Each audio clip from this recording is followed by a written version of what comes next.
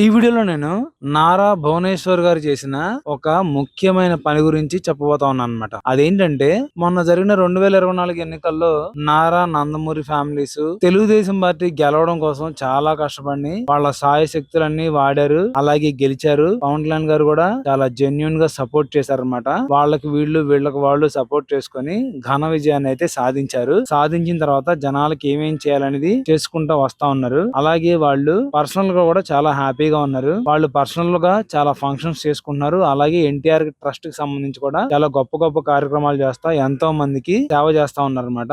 ఈ మధ్య జరిగిన ఈ ఫంక్షన్స్ అన్నిట్లో కూడా ఎక్కడా కూడా నందమూరి హరికృష్ణ గారి పేరునైతే వాళ్ళు తలుచుకోవట్లేదు. ఇదే విషయాన్ని భువనేశ్వరి గారు చంద్రబాబు నాయుడు గారిని అడిగారంట. ఇదే విషయాన్ని భువనేశ్వరి గారు చంద్రబాబు నాయుడు గారిని అడిగారంట. ఎందుకని మీరు మా అన్నయ్య అయినటువంటి నందమూరి హరికృష్ణ గారి గురించి అసలు తలుచుకోవట్లేదు? మీ పార్టీకి సంబంధించి మా నాన్నగారి తర్వాత మా అన్నయ్యే కదా, కనీసం ఆయన చేసిన సేవల్ని గుర్తించి ఆయనకి నివాళులు అర్పించడం కూడా లేదు. ఇది నాకు ఎంతో బాధను కలిగిస్తా ఉంది. మీరు పట్టించుకోవట్లేదు, అటు మా అన్నయ్య అయినటువంటి బాలకృష్ణ గారు కూడా పట్టించుకోవట్లేదు. పార్టీలో ఎవరో కూడా హరికృష్ణ గారిని తలుచుకోవట్లేదు. అసలు ఏమైంది మీకు? ఎందుకు ఇలా ప్రవర్తిస్తున్నారని చెప్పి చంద్రబాబు నాయుడు గారితో తీవ్రమైన వాగ్వాదానికి దిగి నేను మీతో మాట్లాడనని చెప్పారంట. అప్పుడు చంద్రబాబు నాయుడు గారు అది కాదు, విజయ్ గర్వంలో పడి మర్చిపోయాను, ఈ హడావిడిలో పడి మర్చిపోయాను తప్పితే నా మనసులో ఆయనకి ఎప్పుడు స్థానం ఉంది. నేను ఆయన శవాన్ని కూడా మోసాను కదా, నీకు గుర్తుందే ఉంటది. అలాంటిది నేను ఎందుకు మర్చిపోతాను?